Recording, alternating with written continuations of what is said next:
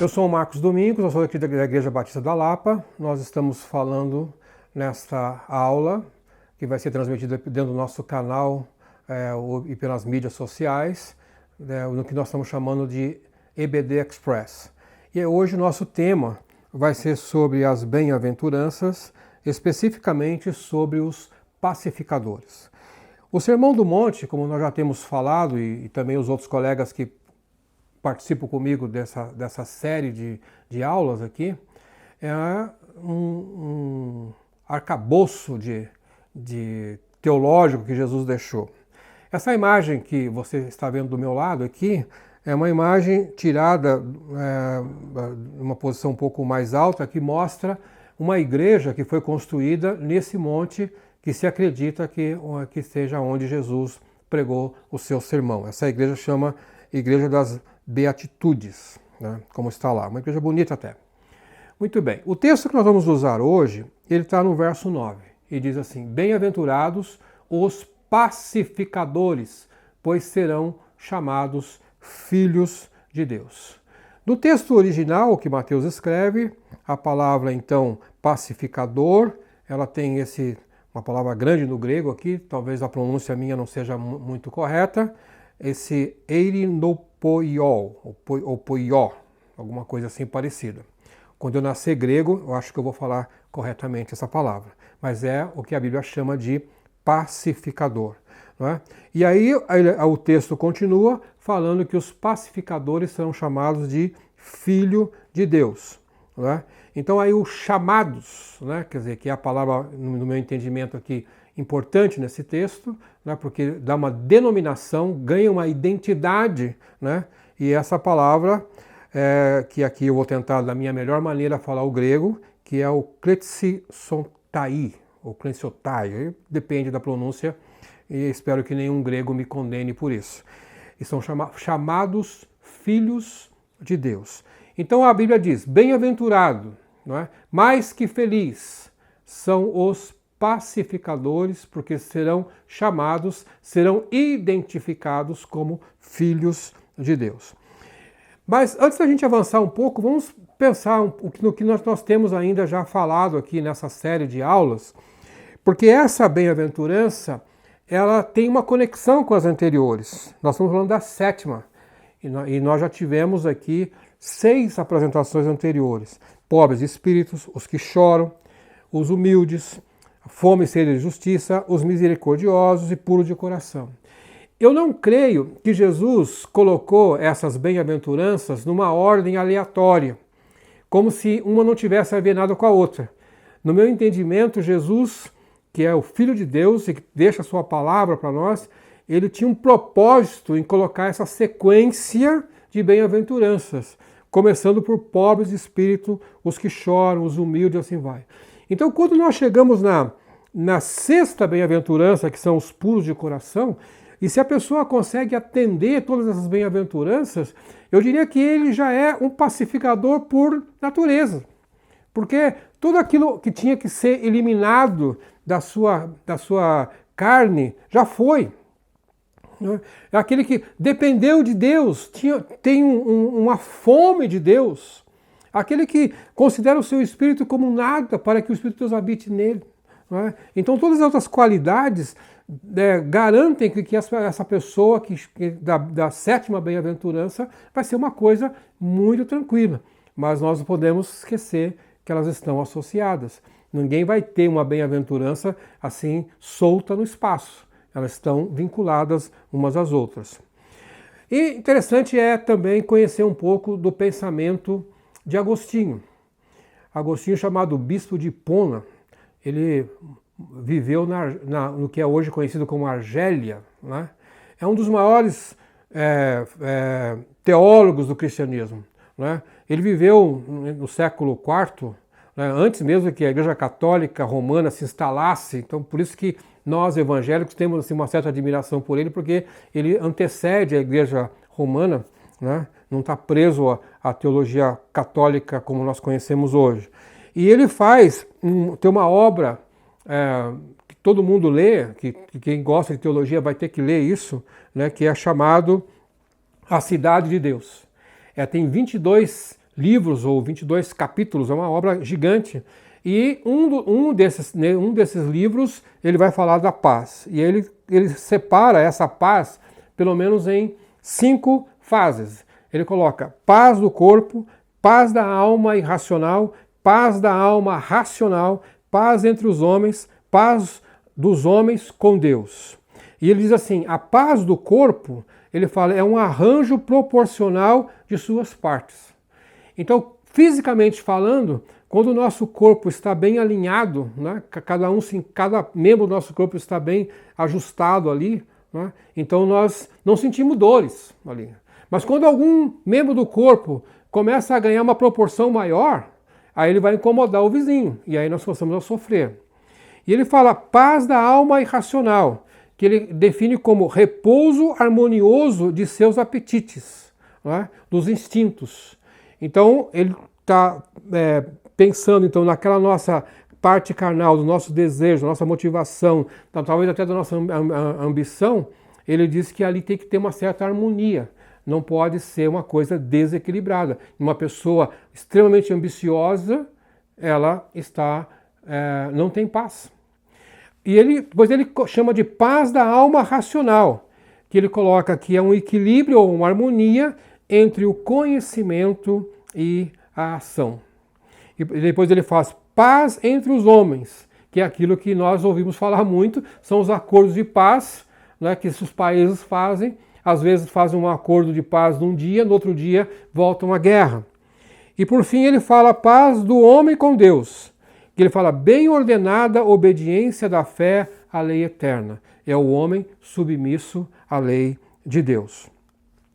Um outro também escritor interessante que faz um comentário muito, muito bonito sobre o Novo Testamento no grego. Seu nome é Robertson Nicoll. Ele escreve assim: os pacificadores não são apenas aqueles que têm paz em suas próprias almas, através da pureza, como é o pensamento de Agostinho, ou os amantes da paz, mas os promotores heróicos ativos da paz em um mundo cheio de alienação, paixão partidária e contenda. Seus esforços consistem em grande parte em afastar-se das disputas seccionais e das paixões que o geram e viver tranquilamente para o todo.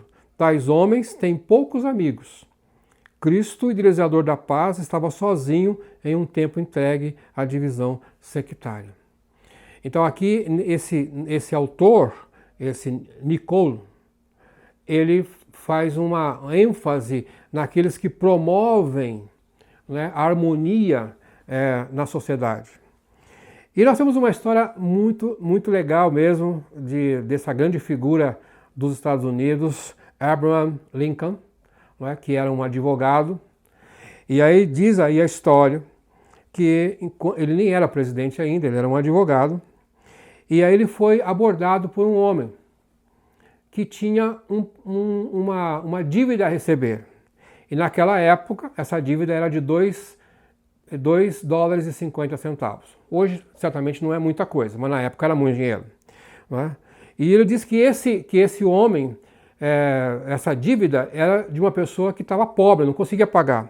Mas esse homem, esse credor, estava tão bravo que ele queria que fosse acionado na justiça para que o devedor lhe pagasse. Lincoln, que tem um perfil de pacificador, embora tenha vivido numa época de guerra civil nos Estados Unidos, ele tentou convencer aquele credor a desistir da ação. Mas o homem estava tão bravo que ele não quis. Então o que fez Lincoln? Cobrou pelos seus honorários advocatícios 10 dólares. E aquele credor pagou. Ele pegou os 10 dólares e foi atrás do devedor. Deu ao devedor uma parte daquele dinheiro, 10 dólares. O devedor pagou 2 dólares e 50, então quitou a dívida com o próprio dinheiro do credor. E, por fim, O que tinha buscado Lincoln para ação judicial ficou muito contente e não se apercebeu que foi o próprio dinheiro dele que pagou a dívida do devedor.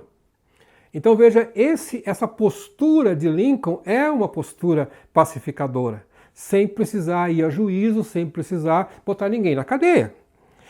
Quando nós então pensamos aqui que serão chamados filhos de Deus, e a Bíblia se refere muitas vezes a nós sermos filhos de Deus, o que significa isso? Significa que através de Jesus Cristo, que morreu na cruz por nós, os nossos pecados foram perdoados. Então nós fomos redimidos do pecado. Então nós temos agora em Jesus uma nova natureza. E nós temos o DNA de Deus. Então quando Deus passa a habitar em nós, e o seu Espírito domina a nossa carne, não somos mais nós que dominamos as nossas ações, mas sim Deus, então nós passamos a ter o DNA de Deus, portanto nós somos filhos de Deus. Nós pertencemos a Deus, ao Criador, né?